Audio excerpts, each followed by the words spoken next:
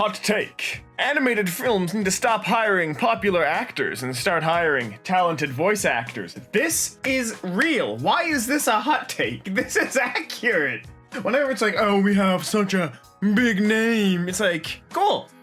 Can they voice act? Can they do their job okay? Oftentimes, the answer is no, which is very unfortunate. Sometimes they do things like replace David Hayter with a famous actor because Kojumbo loves famous actors. I still don't know how that entire thing came about as an aside, but, you know, good voice actors make the product so much better. You know what I mean? That's like, it gets you emotionally invested.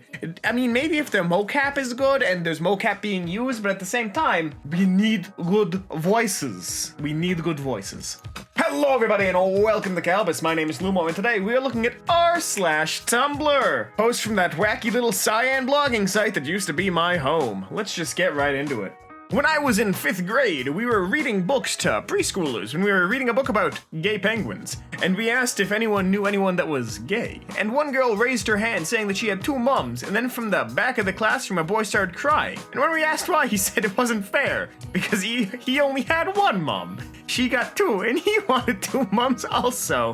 Only acceptable reason to be upset. Kids cry about the stupidest things. It's so good. My personal favorite is there was this post forever ago. It was like, what's the stupidest reason your child has cried?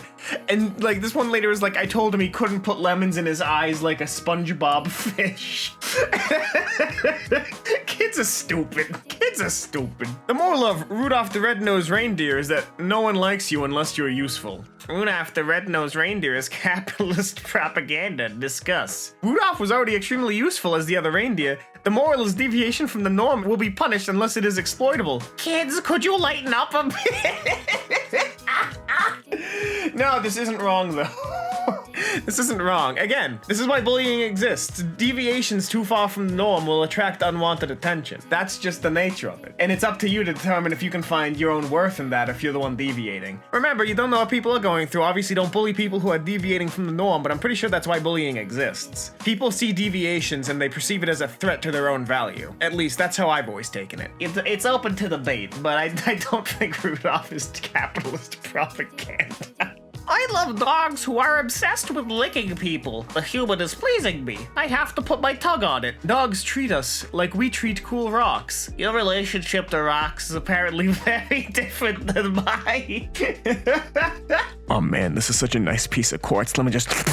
Like, why? Why are you licking rocks? At the same time, why is the rock pleasing you? Do you mean Dwayne the Rock Johnson? Because, you know, maybe that makes this a little bit more understandable. But look, I'm just saying the man's got nice biceps. I've already peaked on this post. We're moving on. Exhausted popcorn. Your quarantine nickname is how you feel right now, plus the last thing you ate. Limp biscuit. Oh man, would mine be depressed tortellini? This is the only form of identification I will accept now. Lumo plays John Kalbus dead. Depressed tortellini is where it's at, boys. I don't know why I love that so much. I need to change my Twitter name to Depressed Tortellini. I'm still reeling over the fact that when I went with my friend to a Renaissance fair, there was a lady who was handing out samples. My friend took a bite out of it and all I heard was, "My lord, that's soap." Oh my god, this has the same vibe as Twitch passing out deodorant and shampoo at PAX East. Now, first of all, let's just get over the concept that they thought the people at the Ren Fair needed more soap. You know, that's just step 1 of this emotional journey. Step 2 is realizing that your friend is enough of an ape to eat the soap. I'm dying. Top comment. To be fair, who the hell hands out soap samples? Yeah, that's also true. Oh. Someone help me find that image of 4 cats being held up in front of a brightly colored background. The cats look calm being held, but each have their own personality. Never mind, I found it.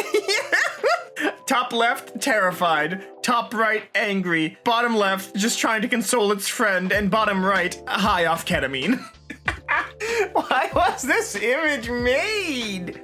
What point does this image have? Is this a stock photo? What is the use case for it? There's so many questions we'll never get answers. Oh my god. 4 is Goblin. 4 is Goblin. You know what? I'm replacing the ketamine joke with Goblin now. Your landlord is a vampire, so he offers you a deal. You can pay your rent in money or in blood. This is just the oh no, rent's late, how can I make it up to you, porn trope, but for goths.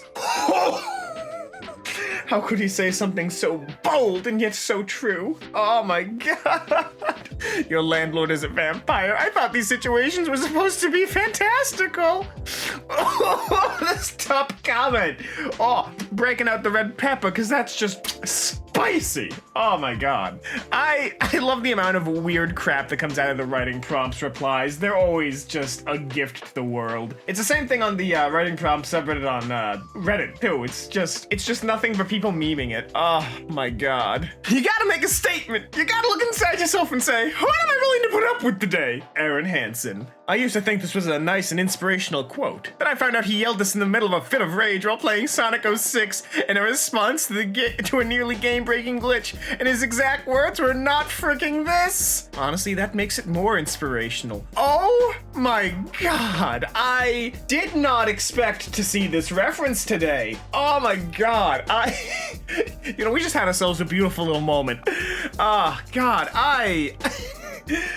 there's this one video. It's an SFM animation. It's called A Beautiful Little Moment. I forget who it's by, but they recreated it in Team Fortress 2 on Hightower.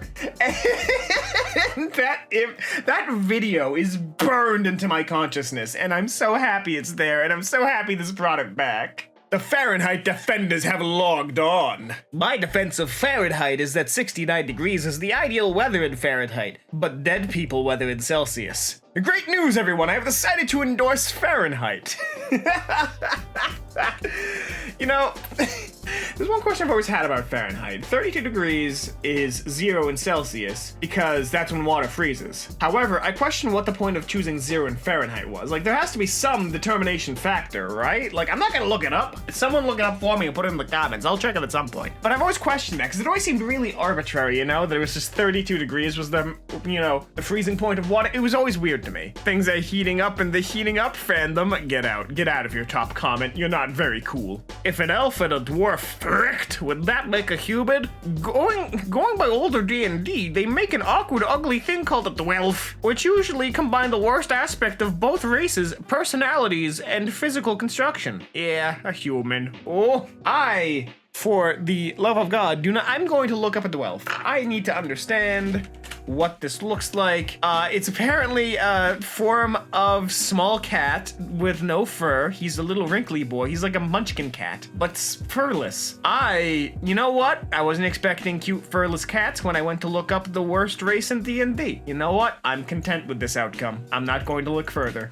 Germs are not a real thing. Fox News host says he hasn't washed his hands in 10 years. Pete Disick denies the existence of germs, saying, I can't see them, therefore he's not real. His melee attacks inflict the poison damage. Yeah, this is just stupid. Granted, my personal favorite thing from Fox since this entire year has started has got to be a segment where they tell you what day of the week it is because you've lost track because you're working from home. And the guy who reads it sounds so defeated. It's like, and here's Tom with the day of the week. It's Monday. And then it's just like a couple of seconds of just awkward pregnant silence, and it's amazing. It's so stupid. Today I learned in 2010, a drunk Siberian man on vacation to Egypt became a local hero after he did a cannonball into the ocean and inadvertently killed a hammerhead shark that was terrorizing people for weeks. The original story came from Serbia's version of The Onion, and then US journalism sites reported on it as if it were real. There's a reason we don't listen to our news. It's because they're all idiots. They just want clicks and sensationalization. Oh my god.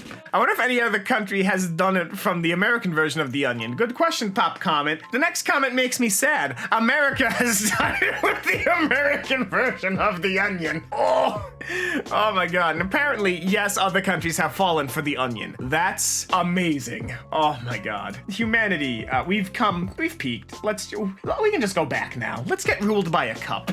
The best Reddit thread I've ever seen was from when someone asked if the gang from Always Sunny in Philadelphia could kill Darth Maul, and almost all the responses were over 4 paragraphs long. The best quote from that thread: to give the gang a slight advantage, we'll assume that Darth Maul has not seen any of the films in the Home Alone franchise.